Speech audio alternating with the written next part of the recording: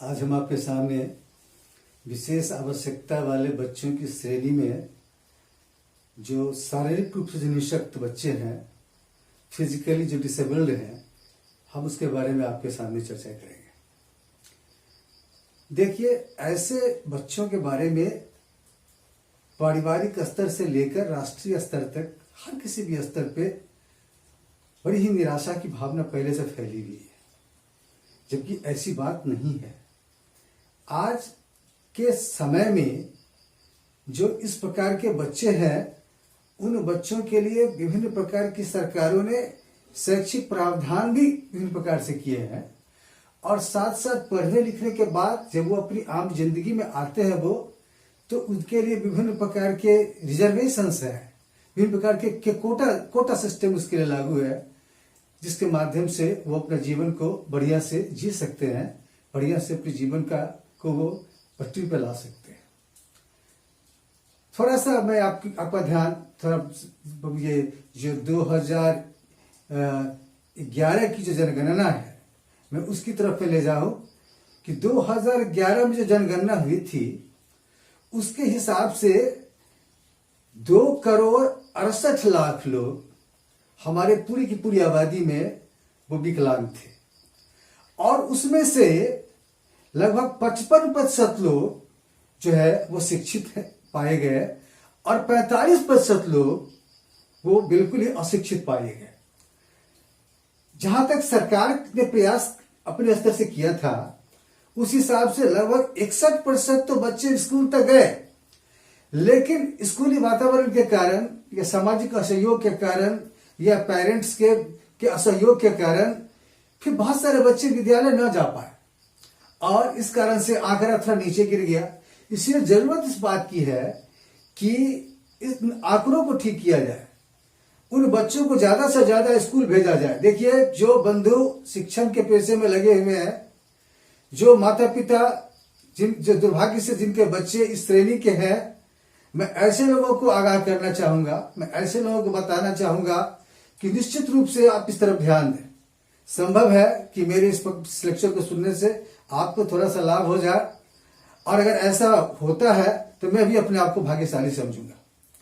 क्योंकि देखिए, ऐसे बच्चे जो बड़े ही दबे होते हैं, बड़े ही कुचले होते हैं, बड़े ही मानसिक रूप से डिप्रेस्ड होते हैं, ऐसे बच्चों को एक उचित शिक्षा का माहौल देने की जरूरत है, और उसमें अगर विशेष विद्यालय हो, विशेष अध्यापक हो, विशेष प्रकार का पाठ्यक्रम हो, अगर विशेष प्रकार का वातावरण भी हो, अगर इस प्रकार की चीजें मिलती हैं बच्चों को, तो ऐसे बच्चे सफलता के मार्ग पे सरपट दौड़ते चले जाते हैं। अब जैसे देखिए, मैं डिफरेंट टाइप्स जो इसके बारे में चर्चा करूंगा आपके सामने कि किस किस प्रकार के बच्चे को हम विकलांग या दिव्यांग की श्रेणी में रखें। जैसे देखिए, लूले, हथकटे, वो क्या कहते हैं कि पांव फिरा, मेरुदंडी या द्विशाखी, एक या अधिक अंगों का लकवा, ये जो इस प्रकार के जो कैटेगरी के जो बच्चे होते हैं ना, ऐसे बच्चों को हम विकलांग या दिव्यांग की कैटेगरी में ऐसे बच्चों को हम रखते हैं। और ऐसे बच्चे जो इस प्रकार की विकलांगताओं को लेकर जो जन्म लेते हैं, उसके कुछ है निश्चित रूप से कुछ न कुछ कारण भी होते हैं। जैसे देखिए, पहला है कि बहुत सारे बच्चे ऐसे होते हैं जो जन्मजात रूप से ही, जन्म से ही वो इस प्रकार की विकलांगता को वो लेकर आते हैं। तो गर्भस्थ माताएं, गर्भस्थ हमारी बहनें, जब उनके साथ सही वातावरण नहीं रहता, उनके साथ सही सुलूक नहीं होता, उनको अगर विभिन्न प्रकार के डाइट गर्भस्थ काल में नहीं दिए जाते, तो इस प्रकार की एबनॉर्मलिटी आने का चांस रहता है। दूसरा एक और कारण यह हो सकता है कि जनरली देखेगा कि बहुत सारे बच्चे जो इस धरा पे आते हैं, इस धरा पे आने के बाद किसी न किसी रूप में किसी एक्सीडेंट के शिकार हो जाते हैं। किसी का हाथ कट जाता है, किसी का पैर कट जाता है, किसी न किसी अंगों में एबनॉर्मलिटी आ जाती है, और इस कारण से भी क्या होता है कि वो विकलांग हो जाते हैं, या इस प्रकार के दलदल में से बच्चे फंस जाते हैं। और अब हालांकि हमारी सरकार ने, हमारे समाज में इस प्रकार की बहुत कमी आई है कि बहुत सारे बच्चे विभिन्न प्रकार की बीमारी के कारण भी विकलांग हो जाते हैं।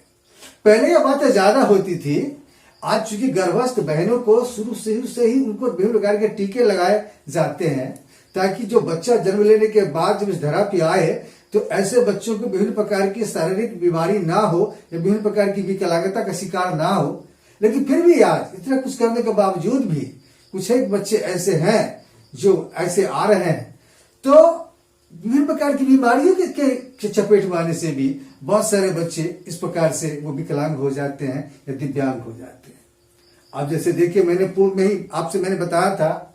कि विकलांग होना यह कोई बहुत बड़ा अभिशाप नहीं है। ये विकलांग अगर कोई बच्चा है, दिव्यांग अगर कोई बच्चा है, तो ऐसे बच्चों को भी चिकित्सा करने के उपरांत, ऐसे बच्चों को भी सही मार्गदर्शन देने के उपरांत, ऐसे बच्चों को भी रियल एजुकेशन देने के उपरांत, रीइंफोर्समेंट देने के उपरांत ऐसे बच्चों को भी ठीक किया जा सकता है, समाज की मुख्य धारा में लाया जा सकता है। कम से कम इस लायक तो बनाया जा सकता है कि ऐसे बच्चे अपना गुजर बसर वो स्वयं कर सके,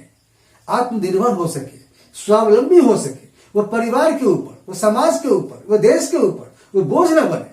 और इसके लिए है कि on the basis of education आप ऐसे बच्चों को एजुकेट करके और उनको आप समाज की मुख्य धारा में उनको आप ला सकते हैं। जिसमें कि देखिए, सबसे पहले आप ऐसा कर सकते हैं कि ऐसे बच्चे जो हमारे विद्यालयों में जब प्रवेश करते हैं और अगर किसी शिक्षक को, स्कूल मैनेजमेंट को अगर ये लगे कि ऐसे बच्चों में कोई इस प्रकार की कोई गड़बड़ी है और अगर उसका उपचार किया जा सकता है, उपचार की सुविधा सबसे ज्यादा होनी चाहिए कि अगर प्रारंभिक अवस्था में उस गड़बड़ी को पकड़ लिया जाए और उस गड़बड़ी को पकड़ के उसका समुचित चिकित्सा करा दिया जाए, तो क्या होगा कि ऐसे बच्चे की विकलांगता बहुत हद तक कम हो जाएगी और फलतः ऐसे बच्चे आम बच्चों की तरह जीने लगेंगे और फिर सही प्रकार से ये गुजर बसर कर पाएंगे, ये सीख पाएंगे, पढ़ पाएंगे, विभिन्न प्रकार के हुनर को ये ले पाएंगे। और देखिए, ऐसे बच्चे चूंकि विशेष बच्चे हैं, विशेष आवश्यकता की श्रेणी में ये आते हैं ऐसे बच्चे, इसलिए ऐसे बच्चों के लिए विशेष प्रकार की कक्षा और विशेष प्रकार के अध्यापकों की व्यवस्था की जानी चाहिए। ऐसी कक्षा जिस कक्षा में इसी कैटेगरी के बच्चों को रखा जाना चाहिए, ऐसी कक्षा जिस कक्षा में कि विशेष प्रकार के दक्ष, होशियार और अनुभवी शिक्षकों को रखा जाना चाहिए, जिस शिक्षक के भीतर इस प्रकार की प्रेरणा देने की काबिलियत हो कि बच्चों को सही प्रकार से वो मोटिवेट कर सके,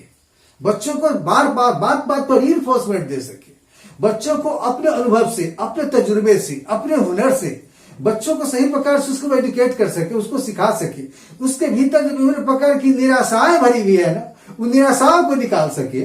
अगर ऐसा करने में हम कामयाब रहेंगे तो निश्चित रूप से ऐसे बच्चे विकलांगता पे विजय प्राप्त करेंगे और वो भी अन्य बच्चों की तरह भी वो जीवन बसर कर पाए। और देखिए, अगर अतिरिक्त मान लीजिए कक्षा का मैंने व्यवस्था किया, हमने एक अच्छे शिक्षक की व्यवस्था की, लेकिन फिर भी अगर कहीं ना कहीं अधूरा रह गया तो एक स्पेशल क्लास का अरेंजमेंट कीजिए। और स्पेशल क्लास में यह देखिए कि बच्चों के भीतर किस प्रकार की कमी रह गई है और जो कमी रह गई है उस कमी को समझकर उस कमी को ठीक करने का प्रयास किया जाना चाहिए on the basis of education. अगर आप ऐसा करने में कामयाब होंगे तो निश्चित तौर पे बच्चों को सफलता प्राप्त होगी और ऐसे बच्चे जो निराशाओं के दलदल में भटकते रहते हैं, ऐसे बच्चे वो बिल्कुल सिरमौर हो जाए। अभी राजस्थान सरकार में एक IAS एक विकलांग जैसे ही आए, 75% उनकी आंखों की रोशनी गड़बड़ है, लेकिन फिर भी देखिए कि प्रशासनिक कामकाज वो बढ़िया चला रहे हैं। राजस्थान में ही एक ऐसा संस्थान है जहां की कुछ एक लोग प्राइवेट लेवल पे उसे चला रहे हैं, जिसको कि राष्ट्रीय स्तर से भी और अंतर्राष्ट्रीय स्तर से भी उनको एड मिलते हैं। और वहां जो है मेडिकल के छात्र, वहां इंजीनियरिंग के छात्र, ये क्या कहते हैं कि वो सारे के सारे विकलांग बच्चों में से जाते हैं वहां पे। जाहिर है कि विकलांगता कोई बोझ नहीं है, विकलांगता कोई अभिशाप नहीं है। अगर ऐसे बच्चे, एक शिक्षक को कक्षा मिलता है, ऐसे बच्चे अगर किसी माता पिता को वरदान स्वरूप ईश्वर के मार्फत प्राप्त होता है तो निश्चित रूप से ऐसे बच्चों को आप ठीक किया जा सकता है।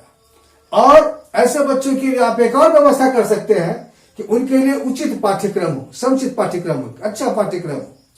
सामान्य बच्चों के लिए जो पाठ्यक्रम है या अति प्रतिभाशाली बच्चों के लिए जो पाठ्यक्रम है, उन बच्चों के पाठ्यक्रम से थोड़ा सा अलग ऐसे बच्चों के लिए एक अलग पाठ्यक्रम होना चाहिए, ताकि पाठ्यक्रम रूपी पथ पे बच्चे सफलतापूर्वक वो सही प्रकार से वो चल सके। सब विभिन्न प्रकार की कठिनाइयों को, विभिन्न प्रकार की जरूरतों को, विभिन्न प्रकार के हुनर को वो बच्चे सही प्रकार से सीख सके। इसलिए पाठ्यक्रम उन बच्चों के मनोनुकूल होना चाहिए, उन बच्चों की परिस्थितियों को अनुकूल होना चाहिए, उन बच्चों की जरूरतों का अनुकूल होना चाहिए। और अगर ऐसा पाठ्यक्रम बनाने में कामयाब होंगे तो निश्चित रूप से ऐसे बच्चों को सफलता मिलेगी। और एक जो सबसे महत्वपूर्ण और मजबूत चीज है कि मनोवृत्ति का परिवर्तन। देखिए, बहुत सारे लोग ऐसे लोग हैं जो लोग ऐसे बच्चों को देखकर, दिव्यांग बच्चों को देखकर वो नाक भौं सिकोड़ते रहते हैं। बहुत सारे लोग उनको देखकर अपशकुन मनाते हैं, कहते हैं कि इसका दर्शन मात्र थोड़ा सा अपशकुन हो जाता है। बहुत सारे लोग उसको बड़ा समझते हैं उनको। लेकिन कहने का मतलब यह है कि अगर ऐसे बच्चों के लिए हम अपने दृष्टिकोण में परिवर्तन न लावेंगे, हम अपनी मनोवृत्ति में परिवर्तन न लावेंगे, हमको इस बात को समझना होगा कि वो भी कोई आदमी ही है, हमारी ही तरह कोई आदमी है। कब किसी हो सकता है कि जीवन में किसी मुकाम पे हम भी ऐसे हो सकते हैं, हमारे परिवार में भी ऐसे बच्चे हो सकते हैं। और मान लीजिए कि वो हाथ से थोड़ा सा विकलांग है, पैर से थोड़ा सा विकलांग है, मन से तो विकलांग नहीं है। और अगर मन से वो सही है तो निश्चित रूप से वो राजस्थान के वो IAS के ऑफिसर की तरह वो भी जीवन के मार्ग पर सर पर दौड़ना वो शुरू कर देगा। इसीलिए जरूरत इस बात की है कि जन जन तक इस बात को पहुंचाना होगा, जन जन तक इस बात को महसूस करना होगा कि जो मनोवृत्ति है ऐसे लोगों के प्रति, उस मनोवृत्ति को बदले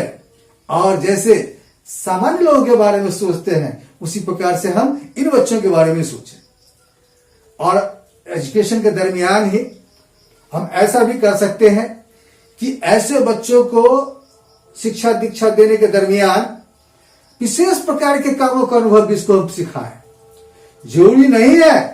कि सभी बच्चे की IQ 130 से 140 से ऊपर होगी,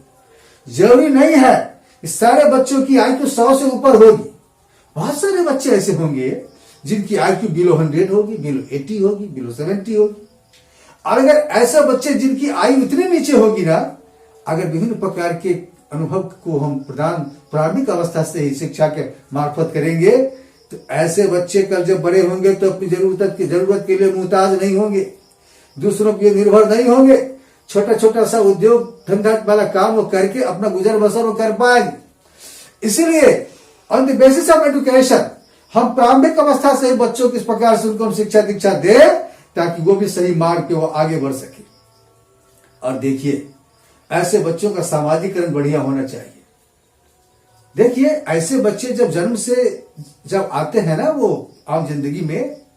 तो उनको समाज के साथ एडजस्ट करने में बड़ी दिक्कत होती है। सामाजिक सदस्य विभिन्न स्तरों पे उसे